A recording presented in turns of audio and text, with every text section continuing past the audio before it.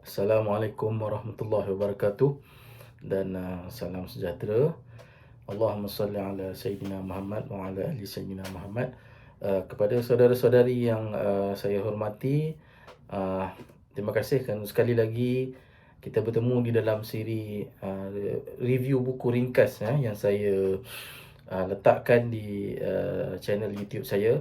Jadi pada hari ini saya ingin membuat sedikit ulasan ringkas saja tentang buku yang saya telah baca dan saya rasa pada pandangan saya begitu menarik untuk dikaji dan dibaca oleh kita semua, iaitu buku yang bertajuk Japan: The Paradox of Harmony, karangan Kiko Hirata dan juga Mark Warshauer.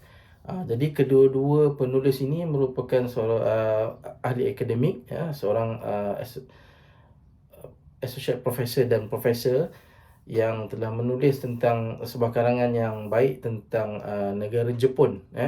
Jadi sebagaimana yang saudara dan saudari maklum, kita dan negara Jepun ataupun bangsa Jepun mempunyai kaitan yang sangat rapat dan juga akrab. Kita telah pun ada kontak dengan negara Jepun ini jauh lebih awal dalam sejarah, dan yang paling berkesan dan berkekalan dalam ingatan kita bahawa ketika Perang Dunia Kedua ni, Jepun telah pun mendarat di Kota Baru dan tanah Melayu, dan telah menentang pihak British di sini. Dan kita semua, bukan kita lah, maksudnya generasi orang tua kita semua telah merasa zaman Jepun. Dan kemudian kita juga sering diminta untuk dalam konteks kemajuan negara, industri dan juga sebagainya, kita juga telah bekerjasama rapat dengan negara Jepun daripada teknologi pemotoran, otomotif, robotik dan juga sebagainya. Jadi masyarakat Jepun ni merupakan satu bangsa ataupun masyarakat yang begitu akrab dengan negara Malaysia. Jadi buku tentang Japan ini, The Paradox of Harmony ini adalah sebuah karangan yang pada pandangan saya, kedua-dua penulis ini telah membawa kita untuk mengenali bangsa dan juga masyarakat dan juga negara Jepun secara lebih mendalam. Mengapa diberikan tajuk The Paradox of Harmony? Jadi pada pandangan saya, kedua-dua penulis ini cuba membawakan satu gambaran baru tentang betapa elemen-elemen yang selama ini kita lihat sebagai sesuatu budaya yang positif dan wajar dicontohi oleh masyarakat Jepun, oleh kita tentang masyarakat Jepun ni, sebenarnya daripada satu segi juga sedang memamah ataupun mendatangkan kesan negatif kepada masyarakat Jepun dari dalam secara perlahan-lahan. Ada beberapa contoh yang telah diberikan oleh penulis-penulis dalam buku ini, iaitu sebagaimana tentang senario salaryman, iaitu pekerja-pekerja syarikat Jepun yang begitu setia bekerja dengan sebuah syarikat sehingga daripada awal pagi, katalah pukul 8 sehingga larut malam, pukul 10 malam, tanpa menerima OT ataupun overtime, semata-mata kerana demi memastikan mereka dapat terus bekerja dengan sara hidup yang tinggi, untuk menjamin keluarga mereka mempunyai pendapatan, sehingga kan salaryman ini kurang masa untuk bersama keluarga dan terabai, anak-anak mereka terabai semata-mata mereka menumpukan masa mereka untuk bekerja di Jepun.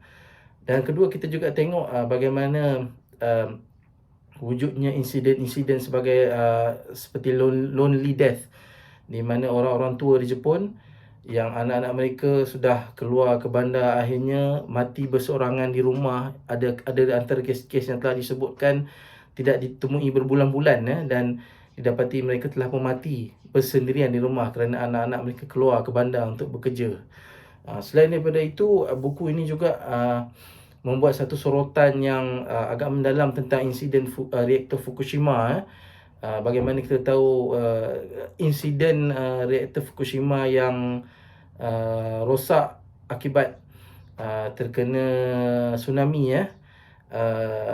Terdapat banyak kritikan tentang bagaimana insiden ini dikendalikan, persediaan ataupun sikap pentadbir Jepun, kerajaan tempatan dan juga syarikat yang mengendalikan Fukushima itu yang tidak benar-benar membuat satu contingency plan bagi menghadapi apa-apa kemungkinan apabila reaktor ini menghadapi masalah. Selain daripada itu, pada pandangan saya buku ini adalah satu karya yang begitu baik untuk kita melihat secara dalam apa yang sedang berlaku kepada masyarakat Jepun pada hari ini ialah sebuah buku yang mendedahkan banyak elemen-elemen negatif yang sedang berlaku di dalam masyarakat, yang sekiranya perkara ini berlanjutan dalam masa 2 atau 3 dekad lagi akan memberikan kesan yang lebih buruk kepada masyarakat Jepun. Jadi kepada orang Malaysia ni, macam kita selalu diminta untuk melihat dasar pandang ke timur, melihat bagaimana orang Jepun bekerja, kerja kuat, semangat mereka. Tetapi pada hakikatnya, pada realitinya, masyarakat Jepun sedang berhadapan dengan satu ancaman daripada dalam yang sama ada mereka sedar atau tidak sedar sedang berlaku dan akan mendatangkan impak negatif kepada masyarakat Jepun pada masa hadapan. Jadi bagaimana kita, bagi saya buku ini adalah sebuah buku yang honest. Dia mendedahkan tentang apa yang sedang berlaku dalam masyarakat Jepun, perkara-perkara yang sekali imbas kita melihat benda itu sebagai satu benda yang positif, tapi hakikatnya adalah satu benda yang negatif kepada negara Jepun dan akan mendatangkan kesan negatif kepada rakyatnya pada satu hari nanti. Jadi ini adalah satu contoh penulisan yang baik, dan kita boleh belajar daripada apa yang sedang berlaku kepada masyarakat Jepun. Kita boleh melihat apakah tanda-tanda yang sedang wujud di dalam masyarakat kita yang akan menentukan ataupun mempengaruhi perjalanan masyarakat Malaysia ini pada masa hadapan. Jadi banyak benda yang kita boleh pelajari daripada perkara yang sedang berlaku kepada masyarakat Jepun pada hari ini. Di sebalik apa-apa perkara yang kita lihat hebat yang ada pada masyarakat Jepun, mereka juga sedang bergelumang dan juga bertarung dengan banyak perkara yang sedang memakan